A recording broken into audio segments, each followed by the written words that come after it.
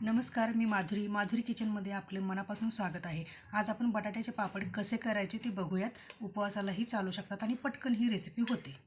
तर आता हे 1 किलो बटाटे मी मोठे मोठे असे घेतलेले आहेत उकडून, याची सालं काढून घेतलेली आहे। आता हे किसणीवर किसून घ्यायचे। आता हे किसणीवर असे किसून घ्यायचे। हाताने जरी बारीक केले तरी चालतात, पण कसं होतं बटाट्याचे तुकडे राहिले तर पापड व्यवस्थित प्लेन पडत नाहीत, म्हणून किसणीवर किसून घ्यायचं।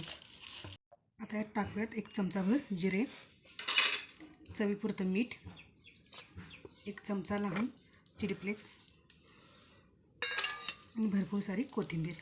आता हे सगळं मिक्स करून घ्यायचं। हाताने हे असं मिक्स करून घेतलं आहे। तुम्ही बघू शकता किती छान कलर आला याला। आता पुढं काय करायचं ते सांगते। आता काय करायचं, एक लहानशा वाटीत पाणी घ्यायचं। बोटे थोडीशी ओलसर करायची, म्हणजे हाताला पीठ चिटकू नये। जेवढा आपण पापड करणार आहोत तेवढाच गोळा घ्यायचा। पाणी लावल्याने हाताला पीठ चिटकत नाही।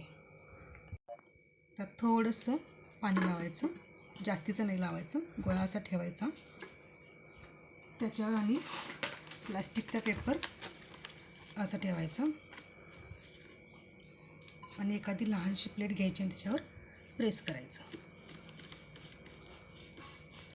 आता या पद्धतीने पापड तयार झालेला आहे। जरी असं जाडसर वाटत असेल तर आपण हाताने असे पसरवू शकतो। आता प्लास्टिकच्या पेपरवर असं करून घ्यायचं। नकळत थोडंसं पाण्याचा हात लावायचा, म्हणजे चिकटत नाहीत। तर या पद्धतीने दुसरं पण पापड मी तयार करून दाखवते। दुसरा पापडही त्याच पद्धतीने तयार केला आहे। मस्तपैकी पापड न फाटता न तुटता निघतात।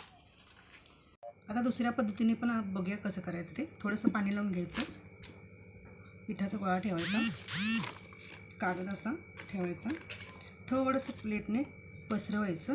आता शक्यतो तुम्हाला दिसणारच नाही आहे, पण पापड तरी पण पातळ छान होतात। अंदाजेच असं फिरवायचं लाटण्याने लाटलं तर असं कडा अशा दाबाव्या लागत नाहीत, परफेक्ट होतात। तुम्ही पाहू शकता किती सुंदर पापड असे पातळ आलेले आहेत एकसारखे। आता हे उन्हाला एक 4-5 तास वाळवून घेऊया। 2-3 तास पापड उन्हाला वाळवलेत। आता हे पलटी करून टाकायचे पापड। अगदी सहजपणे पलटता येतात। तुम्ही पाहू शकता 2 किलो बटाट्याचे हे असे पापड झालेले आहेत। कलर किती छान आला आहे बघा। आता हे तळून तुम्हाला दाखवते। गॅस लहान केला आहे, तेल तापले। आता हे पापड तळून घेऊया। तुम्ही पाहू शकता पापड 4 दिवस उन्हात वाळवून आता तळून बघितलेत, किती कुरकुरीत आणि खुसखुशीत झालेत। रेसिपी नक्की करून बघा आणि छान छान कमेंट करा। चॅनलला लाईक, शेअर आणि सबस्क्राईब जरूर करा।